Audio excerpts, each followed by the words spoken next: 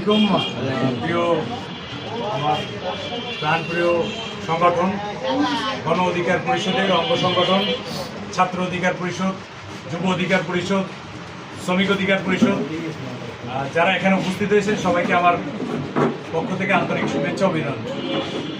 আগামী বাংলাদেশ বিনির্মাণের জন্য যারা এই ট্রাক মার্কা নিয়ে গ্রামে গঞ্জে হাট বাজারে ছুটে চলতেছেন সবাইকে আমার এই গণ অধিকার পরিষদের চতুর্থ প্রতিষ্ঠাবার্ষিকীতে সংগ্রামের চতুর্থ বছর বলা যায়।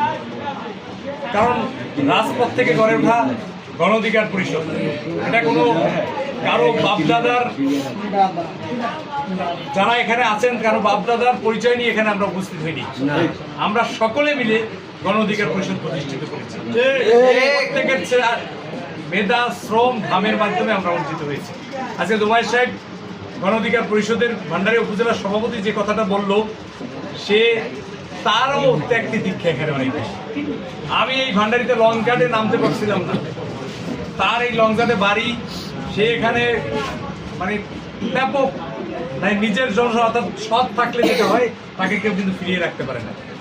আমাদের এখানে উপস্থিত আছে গণ অধিকার পরিষদ ভান্ডারী উপজেলার শাখার সভাপতি জুবায়ের আহমেদ, সাধারণ সম্পাদক হারুন কাজী, যুব অধিকার পরিষদের সভাপতি মিরাজ আছে, সাধারণ সম্পাদক শফিকুল ইসলাম আছে, এবং ছাত্র অধিকার পরিষদের আহ্বায়ক আরমান হোসেন আছে, সদস্য সচিব আলী, তারপরে আমাদের শ্রমিক অধিকার পরিষদের দুঃসময়ের কান্ডারি এবং শ্রমিকটাকে আগলে রেখেছে, এই দুজনের কথা না বললেই নয়, আমাদের যে জনি এবং রাসেল কবিরাজ।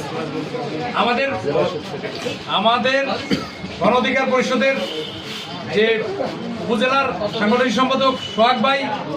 এবার আসি, আজকে যে কেকটা যে উপহার দিয়েছে তার কথা বললেই না বললেই নয়, সে নিজেতে অসুস্থ শরীর নিয়ে এই পাশে একটু ক্যামেরাটা ধরলে দেখতে পারবেন তার অবস্থা।